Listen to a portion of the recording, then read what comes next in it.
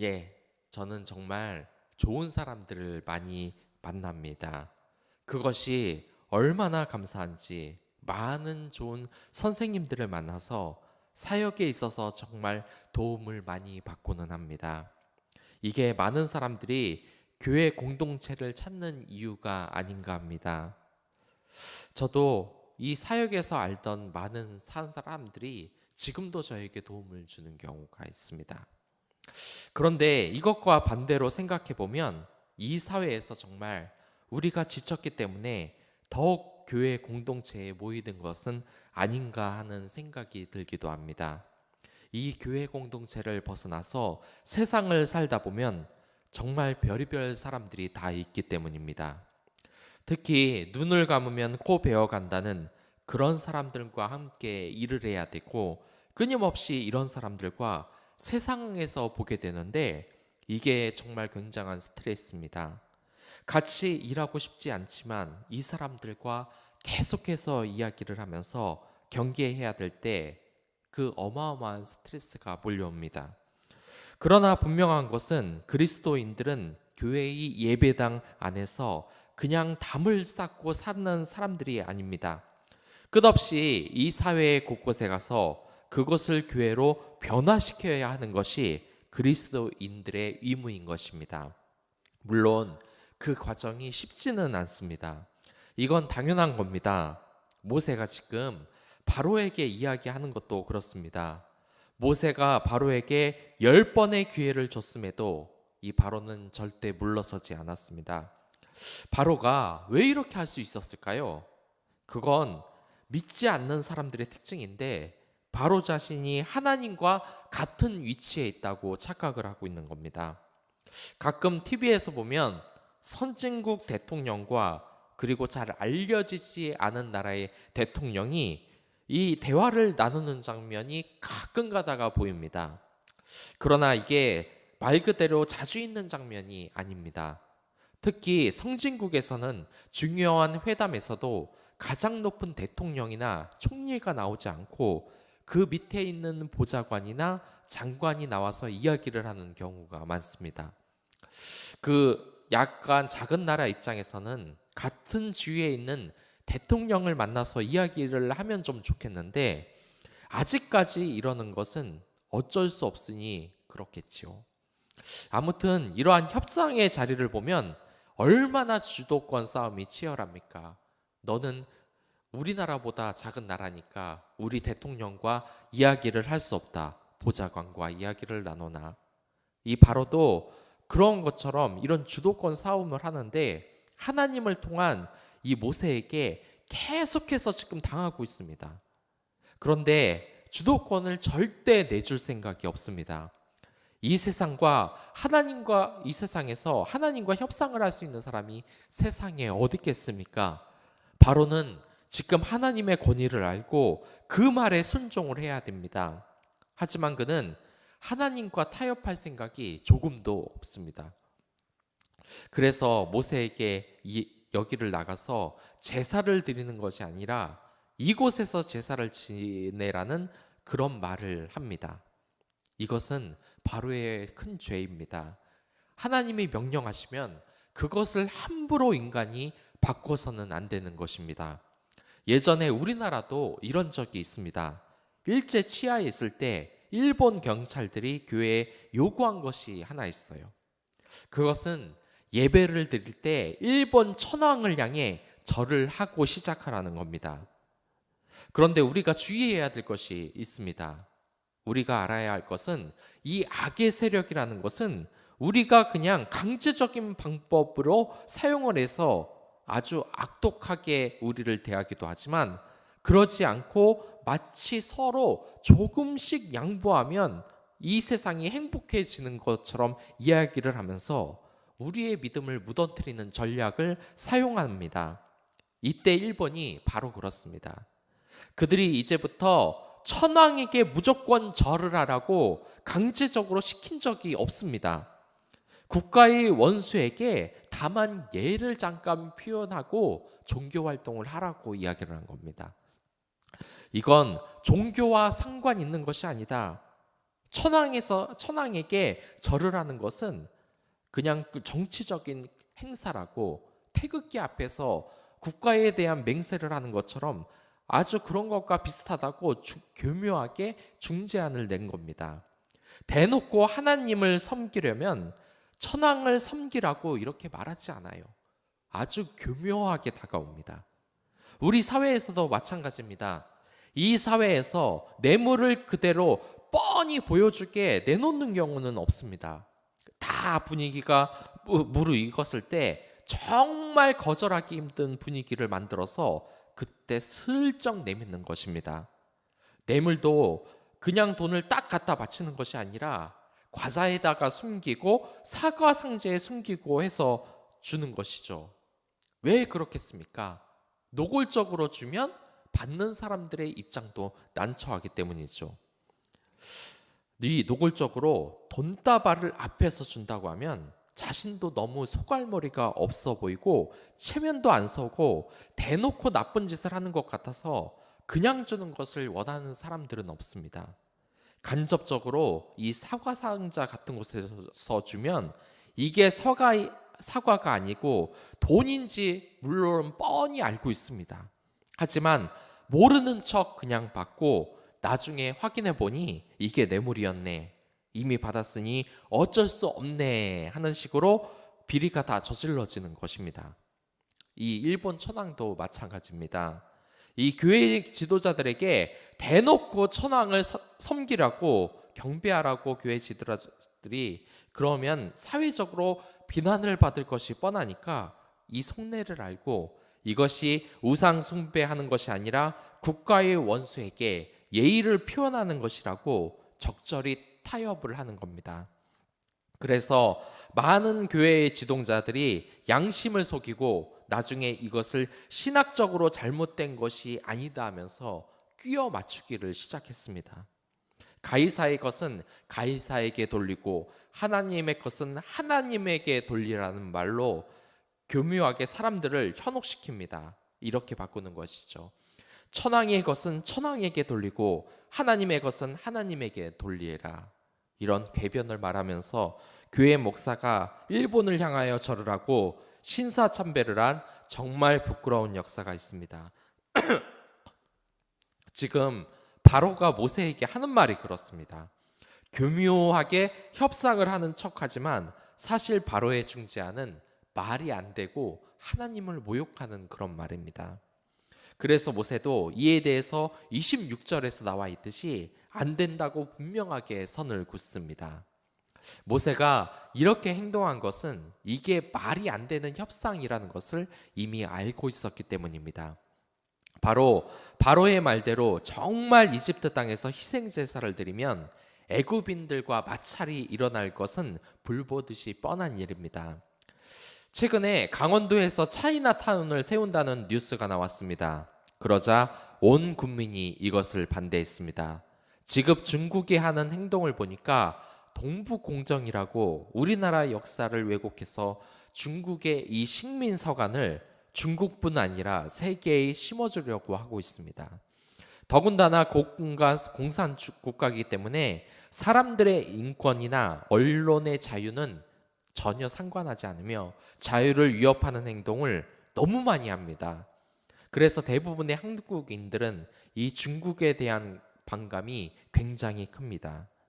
그런데 한국 땅에서 차이나타운을 우리의 세금을 들여서 만든다는 게 한국 사람들이 많은 이 소식을 듣고 정말 분개를 했습니다. 그리고 오늘의 본문에서 만약 이스라엘의 노예들이 대놓고 이집트 땅에서 제사를 드리면 어떻게 되겠습니까? 그 당시 노예들은 사람 취급을 받는 존재가 아니었는데 거기에다가 제사를 드리면 이스라엘 백성을 죽일 것 같은 분위기에서 어떤 제사를 제대로 드릴 수 있겠습니까? 이 스포츠 경기만 해도 그렇습니다. 스포츠 경기에서 홈 그라운드에서 시합을 하는 팀이 유리한 것은 누구나 다 아는 사실입니다. 홈에서 자국민들의 열렬한 환영을 받으며 상대 선수들은 공격만 해도 야유와 휘파람 소리가 진동을 하는데 그 위압감에 눌려서 제 실력을 발휘하지 못하고 대부분 원정을 온 팀은 안 좋은 성적을 냅니다. 바로는 지금 이것을 노린 겁니다. 이스라엘 백성이 자신이 지배하는 땅을 벗어나면 통제권 바깥에 있으니 그것이 싫은 겁니다. 자신이 지배하는 땅에 머물면서 그들을 통제하기를 바랬던 것입니다.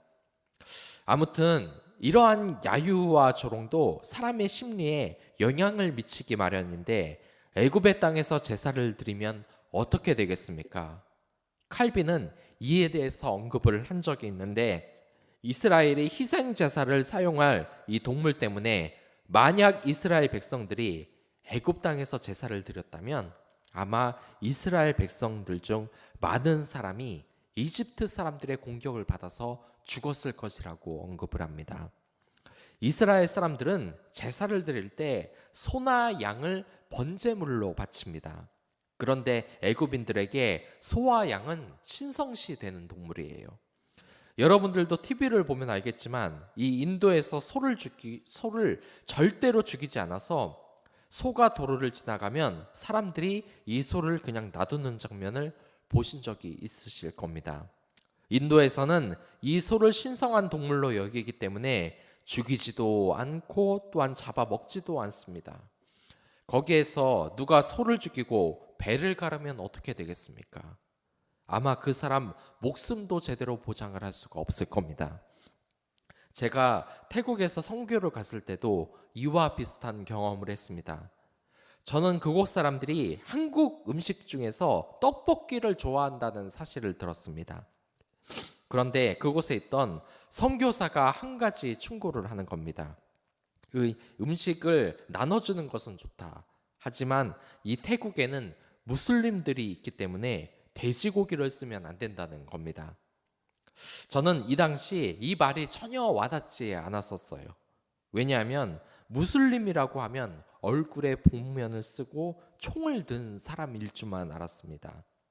우리가 지금 태국에 선교를 하러 왔지 과격한 이슬람 단체가 있는 나라에 선교를 온 것이 아니라고 생각을 했습니다. 그리고 시간이 지나서 선교 도중에 친해졌던 이 카페 여자 직원에게 떡볶이가 남아서 선물로 줬습니다. 그러자 그 카페 여직원이 좋아하면서도 한편으로 묻는 겁니다.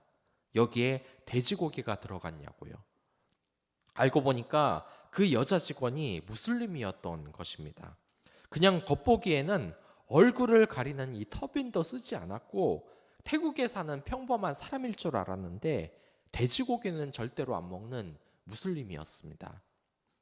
그걸 선교사의 말을 듣고 이 돼지고기를 안 넣었기에 막정이지 넣어놓고서 그냥 줬으면 나중에 그 사람들이 저희 선교팀에게 해를 가하지는 않겠지만 항의를 하고 이 기독교에 대해서 안 좋은 생각을 했던 것은 불보듯이 뻔한 일일 겁니다.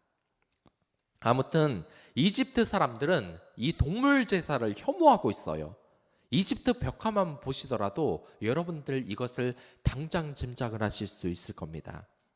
이 벽화에는 동물 머리를 가진 신들이 있는데 대놓고 소와 양의 배를 가르고 태우는 제사를 하나님께 드리면 이집트 사람들이 어떻게 행동을 하겠습니까? 이것은 유럽 한가운데서 개를 잡고 개고기를 먹는 것과 마찬가지인 행동인 것입니다. 기록에 의하면 한 로마의 사신이 우연히 고양이를 죽인 혐의로 이집트에서 사형을 당했다고 합니다.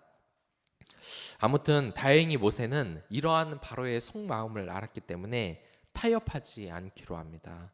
이것은 정말 너무나 당연한 겁니다. 그리스도인에게 신앙의 타협은 절대로 있어서는 안 되는 것입니다. 이 바로라는 인물은 우리가 흔히 아는 자기 이익만을 위해서 머리를 굴리는 사람입니다. 이 세상에 이런 사람이 많기 때문에 여러분들이 그리스도인으로 사는 것은 당연히 쉬운 것이 아닙니다. 양심을 지키며 살아가는 사람들은 먼저 융통성이 없다는 이 비난을 받으며 살아가기 마련입니다. 그리고 사단의 세력이 이러한 점을 아주 잘 이용을 합니다. 이 세상 사람들이 다 하는 것인데 그리스도인들만 세상에 섞여 살지 못한다고 비난을 합니다. 심지어 회사에서 양심을 속이는 행동이나 술을 마시는 행동을 안 한다고 위협적으로 소리를 질러대고 공동체에서 소외를 시키려는 분위기를 조성하려는 사람들이 있습니다. 그러나 여러분들은 그것에 절대 지면 안 됩니다. 지금 모세는 우선순위를 알고 있습니다. 바로의 말을 들을 것이 아니라 하나님의 말씀을 들어야 한다는 것을 알고 있었습니다. 이게 정말 사리에 맞고 용기에 있는 행동입니다. 여러분들, 무엇인가 잘못을 하면 상사의 사무실로 불려갑니다. 그러면 일단 이 마음이 짓눌려지는 게 느껴질 겁니다. 그 공간이 나의 공간이 아니기 때문입니다. 그리고 상사가 무엇인가 야단을 칠 때 그것을 그대로 다듣고 위축될 수밖에 없습니다. 자신의 생각을 표현하거나 말할 수가 없습니다. 내게 편한 공간이 아니기 때문에, 그 사장이 지배하는 공간에 있기 때문에 그렇습니다. 이 모세의 상황이 바로 그런 상황입니다. 지금 모세가 바로와 함께 이야기를 나누는 곳이 어디입니까? 바로 파라오의 궁전입니다. 궁전의 모든 사람이 모세와 아론을 예의주시하고 있습니다. 대놓고 위협하고 협박적인 말을 사용하는 그런 사람들도 있었을 겁니다.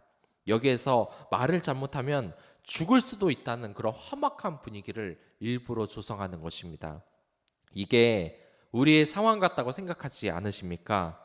여러분들도 지금 사회에서 그리스도인으로 살아가려고 하면 이런 상황이 나올 수밖에 없습니다.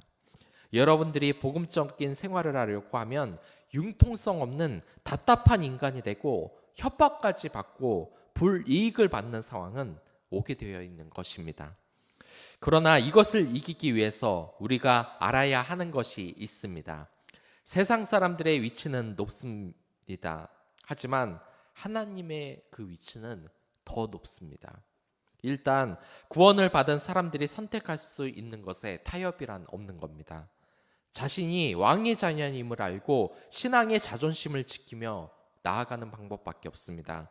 모세는 그것을 알기 때문에 27절을 보면 광야로 3일 정도 가서 제사를 드려야 한다고 자신의 지조를 끝까지 이야기를 합니다.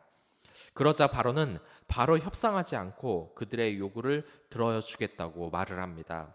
그에 대해서 모세는 29절에서 바로에게 다시는 거짓말을 하지 말라고 이야기를 합니다. 모세는 이 바로라는 인물이 어떤 인물인지 너무나 잘 알고 있었던 겁니다. 조그마한 틈이 약간이라도 있더라도 약속을 바로 어길 수 있는 현실적인 사람이라는 것을 다 알고 있었던 겁니다. 이러한 종류의 사람들이 약속을 어기는 경우는 이 세상에서 너무나 많습니다. 저 또한 일을 하고 있는데도 예전에 날짜가 되어도 월급이 나오지 않아서 직원들이 사장에게 그것을 가지고 항의를 한 적이 있습니다. 저는 말단이어서 그것을 지켜보고 있었는데 나중에는 저를 좀 쉽게 봤는지 와서 신세 한탄을 하는 겁니다. 저에게 하는 말이 이러한 것들이었습니다. 목주는 내가 더 힘들다는 것을 알아라. 니들은 힘든 것도 아니다. 내가 힘들다. 저는 그분이 월급을 못 줘서 조금은 미안한 마음을 가질 줄 알았는데 결코 그렇지 않았습니다. 알고 보니까 이렇게 월급을 미뤄서 안 주는 일이 한두 번이 아니었습니다. 아마 그 사람은 생각을 했을 겁니다. 항의를 안 하면 돈을 안 줘도 된다. 저 인간은 돈을 안 줘도 그냥 넘어갈 수 있겠구나. 멍청한 놈이라고 속으로 생각을 하면서 비웃었을 겁니다. 이런 바로와 같은 사람들이 이 세상에선 넘쳐납니다. 특히 간판업체나 인테리어나 건축, 중고차 시장은 정확한 가격표가 없기 때문에 어수룩한 사람을 속이며 돈을 부당하게 버는 사람들이 있습니다. 물론 모든 사람이 그렇다는 것은 아닙니다.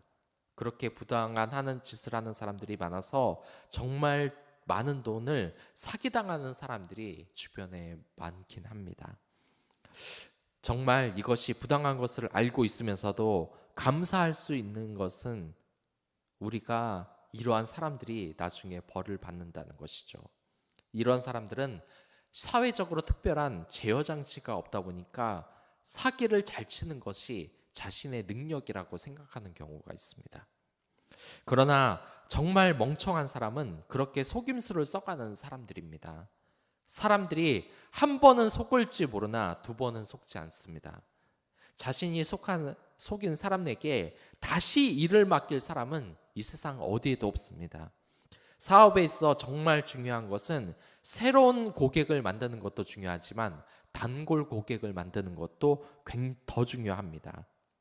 그러나 자기에게 사기를 친 업자를 다시 찾아갈 사람이 이 세상에 어디 있겠습니까?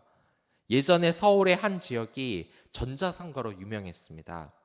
그러나 거기를 가면 좋지 않은 품질을 가져오고 잘 모르는 어린 손님들을 상대로 바가지를 씌우고 정직하지 못한 가격으로 컴퓨터나 전자기기를 잘 모르는 사람들을 상대로 사기를 치니까 이 사람들이 다시는 그 가게에 오지 않습니다. 이제 많은 사람들이 인터넷 사이트나 이런 가격 비교 사이트를 알기 때문에 더 이상 이들을 찾지 않는 겁니다. 그들에게는 몇 번이나 기회가 있었습니다. 정직하게 친절하게 장사를 했으면 사업이 아주 지속적으로 잘 될 수 있는 그런 기회 말입니다. 하지만 결국 그것은 많은 사기로 인해 사람들이 전혀 찾지 않는 곳으로 변해버리고 말았습니다. 이건 다른 분야도 여지가 없습니다. 중고차 시장도 이제 대기업에서 손을 대려고 하고 있고, 스마트 앱으로 이제 간판 가격, 인테리어 가격 비교의 정보가 흘러나오고 있습니다. 자꾸 속임수를 쓰는 이런 사람들은 얼마 못 가서 그 사업에 손을 떼야 될 것입니다. 그런데 지금 바로는 하나님의 말씀을 우습게 여기고 하나님을 속이며 타협하고 협상하는 척하면서 약속을 전혀 지키지 않고 있습니다. 이것이 혹시 우리의 모습이라면 어떻겠습니까? 교회는 늘 다니고 있고 성경책도 읽고 기도는 하지만 그 행동에서 전혀 그리스도의 행동이, 그 향기가 나타나지 않는다면 어떻겠습니까? 사업에서 속임수를 쓰는 사람이야 사업이 한번 망하면 끝이지만, 만약 그리스도인이 사업에서 사기를 쳤다, 그리고 이 세상과 타협을 하면서 이 하나님을 속이려 하는 그런 악한 행위들을 한다, 구원에도 큰 문제가 생길 수 있습니다. 일제강점기에 복음을 타협해서 신사참배를 하고 있고 그것을 부당하다고 비난을 한 이 주기철 목사님에게 목사직을 박탈했던 그런 사람들, 지금쯤 아마 그 대가를 하나님께 받고 있을 겁니다. 비단 이것은 목회자들 뿐만 아닙니다. 우리 또한 얼마든지 그렇게 될 수 있습니다. 이 하늘나라에서는 작은 선행과 작은 무관심, 작은 악행도 나중에 그것을 크게 심판을 하는 곳입니다. 작은 것에 충실하고 바로와 같이 완악한 마음을 버리고 한번 기도하면서 진짜 그리스도인으로 살아가는 것이 무엇인가 묵상해 보시기 바라겠습니다. 내가 정말 그리스도의 향기가 나는 모세와 같은 자인가? 물론 부족하겠지요. 하지만 모세의 변화가 우리에게도 일어날 수 있습니다. 하나님의 사람으로 부당한 타협에 저항해서 축복받는 우리 모두가 됐으면 좋겠습니다. 다 같이 기도하겠습니다.